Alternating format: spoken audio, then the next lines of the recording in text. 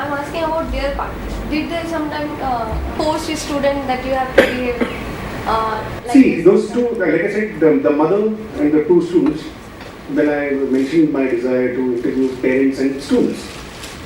This is what the principal came up with. The head boy of the school, the head girl of the school, and the mother of the head girl of the school. So those are the three interviews I see. The other gentleman that you see is Mr. Joshi, who is the equivalent of a vice principal. The guy was very smart and has not put his kids in the school. And who says, yeah, he stays 11 kilometers away. So he was the only guy who knew exactly what I was doing. But since I had the principal's permission, he's the person who asked me not to interview that boy, who told that boy why he could go to school. So is it a good example of the general educational system? I would not say so. I wouldn't say that this is the way the schooling system is in India, because there is no one schooling system in India in the first place. Yeah? Then again, I would like to believe that this goes a little beyond schools also, where with globalization, with maybe newer bucks coming into the subcontinent, newer things are coming into the continent. So how do you use them? Or when I say that why have CCTV cameras in a school, does not mean that I would be terribly against CCTV cameras in perhaps Indian Space Research Organization, where it may have a different purpose of security of a different kind. Yeah? So I don't think you can, throw the baby in the bathtub, but it hopefully brings up a little more of the reality of our changing times, more than just the school system. Because to be fair again to the school, I must point out that, as the girl says, that this is one of the biggest schools of Nagpur.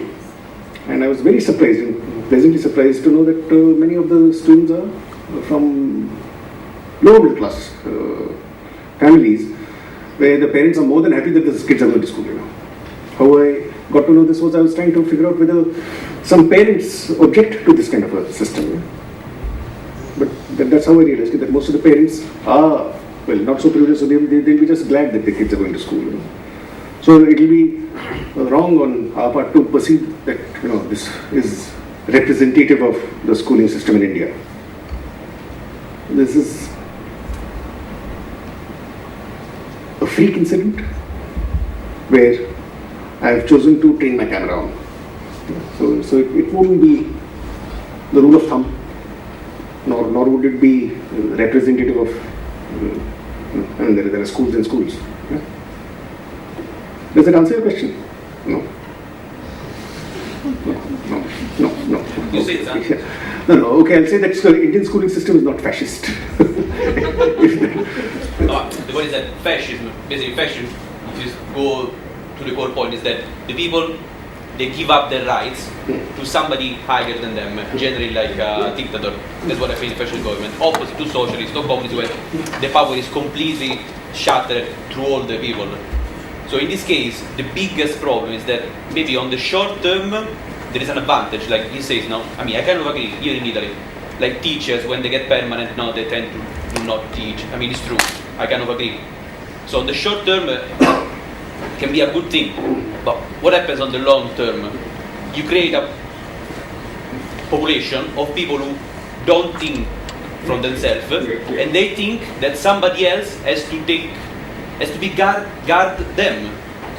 No, they can't defend themselves. They need somebody else to come and teach them what to say, what to do. I mean, that's the biggest problem of this kind of system. Yeah, that's a very commonly accepted,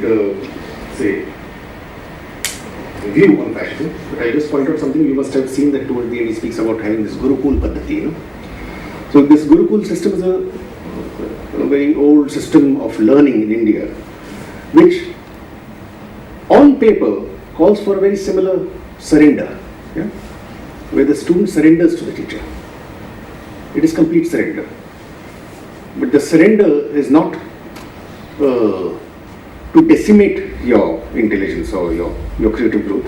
On the contrary, it is for you to assimilate it. So, if at all one goes too traditional, then that is the Indian school system. Now it is not a practical thing because of numbers, yeah. But anything to do with, say, Indian classical music or dance, etc., you find that the whole idea is one of surrender. So here the surrender may be willy-nilly, or maybe the kids are not even aware. Yeah. So in that sense, yeah, I agree that the whole, I mean, that's one of the reasons that interested me in this subject in the first place, that I find the whole thing very fascist, to want to control everything. So in my little way, for example, the school's classroom that I've shot in, or the teachers that I've shown, so I've done my best to choose the best teachers from that school. Otherwise you can make it even a bigger laugh riot, you know. You will have some substandard teachers who will. So the idea was not to damn anybody, including Mr. Bajaj. The idea was to just table the issue. And yes, the reason why I would make it would be something like what you're talking about here, that I do find this whole idea very, very fascist. To train a camera on children, and hence towards the end you have just these. He says कि wherever there is indiscipline, जहाँ पर भी indiscipline प्रकार का व्यवहार हो, wherever there is any kind of indiscipline, we need these cameras, you know. And then you have these innocent kids who are taking down notes, you know. Why do you require cameras there? So you see the contradiction as such. On the one hand is an account of fascism at some level. On the other hand, if you go to analyze the Gurukul Paddhati, that's also surrender, but of a very, very enriching kind.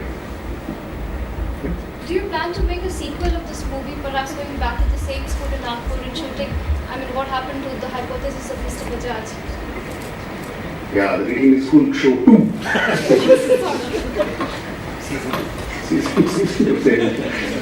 Big Boss, Big Brother references, the surveillance camera, the voyeurism of all of that. Yes. Maybe once the Gurukul has started, you never know. Yeah. The reality show nature of it. So He mentioned they were starting many other schools are also putting those cameras. Yeah. Is that true? Is there put? Yes, it is very true. That's what I mean. When I mentioned that That's very bad. today. I mean, even on back of beyond, you're right. In Mumbai, it's serious to start putting cameras. And he instantly said, don't put me on this. the Mumbai police at some point sent a directive to all educational institutions, colleges and schools, that they all need to have surveillance cameras. It's a security measure, which institutions are dealing with at their own level, in their own way.